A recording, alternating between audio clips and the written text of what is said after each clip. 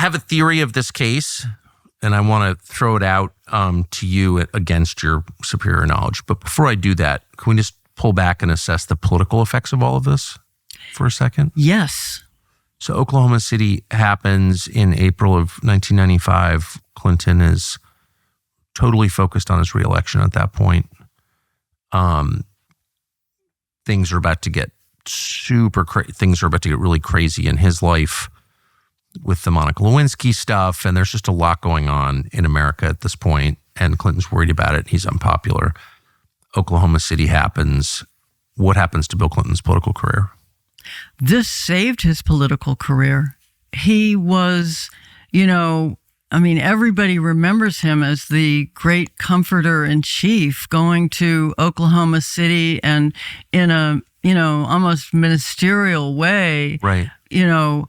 Comforting the victims. And then it was possible to, pass in Washington. They could pass new legislation. The FBI's budget was increased to,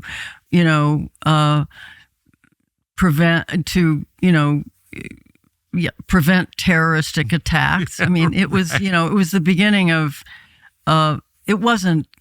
we saw this after 9/11, but yes, it was a great boon for the Clinton presidency. And as you said, it was a great boon for federal law enforcement who got more money and more power. Yes. But the irony is just like the FBI and CIA got more money and more power after 9/11, which they allowed to happen, obviously. I mean, whether they allowed it to happen or not on purpose, but it happened on their watch. They were paid to prevent it from happening. It happened anyway, but they got richer and more powerful as a result. Their screw up helped them. Absolutely. And that's true here as well. Absolutely. Amazing. So here's my theory. My theory is that the federal various agencies, ATF, FBI, maybe others, were fully aware that this plot was in progress. They may or may not have wanted it to happen, probably not at the scale it actually did happen, who knows. They weren't fully in charge of it, but they knew that it was going on, and they thought they could kind of fine-tune it. They couldn't. It went off, it killed a lot of people, and then they just kind of made the best of it from there, hid their own involvement in it, wound up murdering a guy, hid that. Their number one goal was to protect themselves. Their number two goal was to infiltrate white supremacist groups. And none of this has come out really to the public, despite a number of books, first and foremost yours, and the efforts of Jesse Trent to do, because the American news media is totally vested in denying any of this and pretending that the real threat is these fringe groups. That's my theory. Absolutely, Tucker. You think that's right? I do. And this story is it's so much about the failure of the news media and how they had 30 years to ask the hard questions about Oklahoma City. And instead, they actually helped bury this story along with the victims of the bombing. Just a couple of instances of this, and I mean, because it's been a long investigation, but literally in 1997, on the eve of the Timothy McVeigh trial, at this time when the Oklahoma journalist discovered the informant, ABC deployed a news team to get that story, to get the Carroll Howe story. And they did, with the help of J.D. Cash, the Oklahoma journalist. They got it in the can. And the day of air, the Department of Justice bore down on the ABC network, and they killed the story. Was it a Jackie Judd story, do you know? No, it was Tom Jarrell. Wow. Yeah. And Tom Jarrell afterwards told the producer, who's one of Jesse's crew, another Marine, told him that in all his career, he had never seen anything like this, that they were totally blindsided. And Roger, being a Marine, his producing partner knew that he was tight with Colonel David Hackworth, who was Newsweek's military affairs correspondent. He said, call Hack, see if you can get yourself on the Don Imus show. So this story that was rolled by ABC News was broken by Roger on Don Imus's radio show in New York City. Right, which is a great way to bury and discredit true things. Roll them out on Don Imus. No one will pay. People sort of, what? And then move on to something else. But then, again, however many years later, 13, 14 years later, they had another chance to bring this to the national media when Jesse set John Matthews up with the whistleblower, John Matthews, up with Newsweek for a cover story. And at the time, and I'm sure you know John Solomon, of course. John Solomon was the editor on that story. And they got everything in the can, including their reporting confirmed that Andreas Strassmeyer, the German that the FBI never interviewed, that he was an undercover operative working for PatCon. So did that run?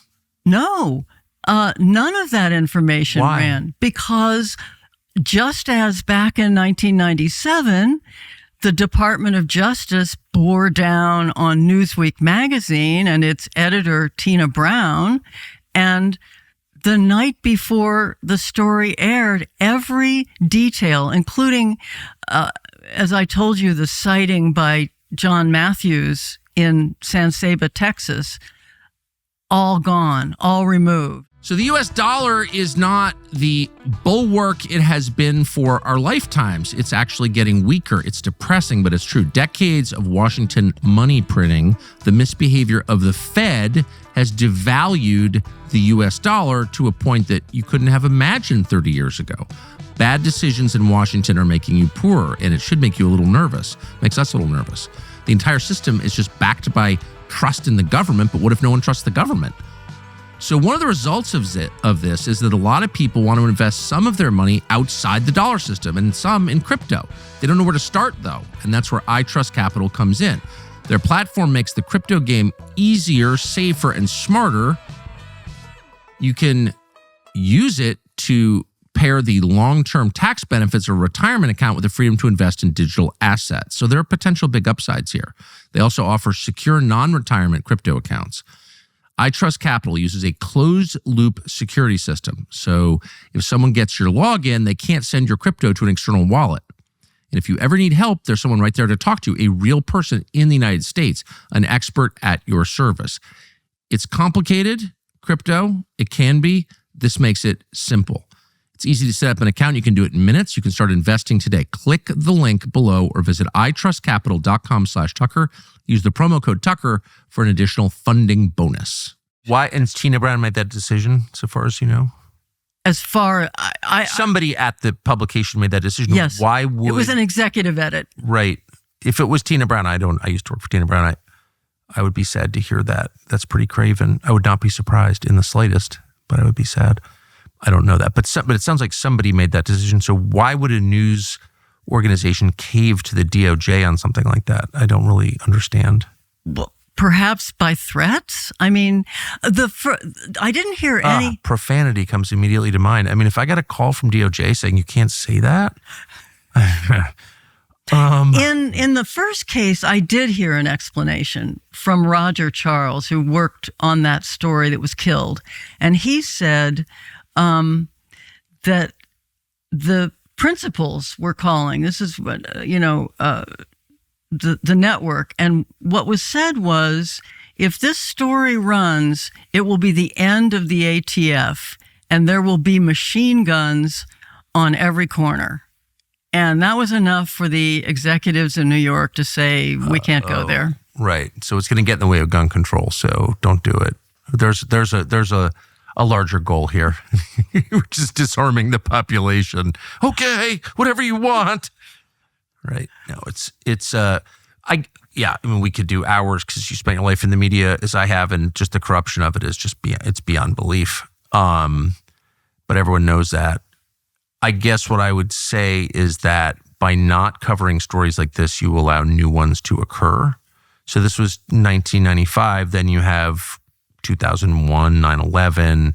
You have 2021, January 6th. Both, filled those stories. The stories we were presented on television are just not true, and the government involved in really sinister ways in both. And a lot of others. I mean, in between.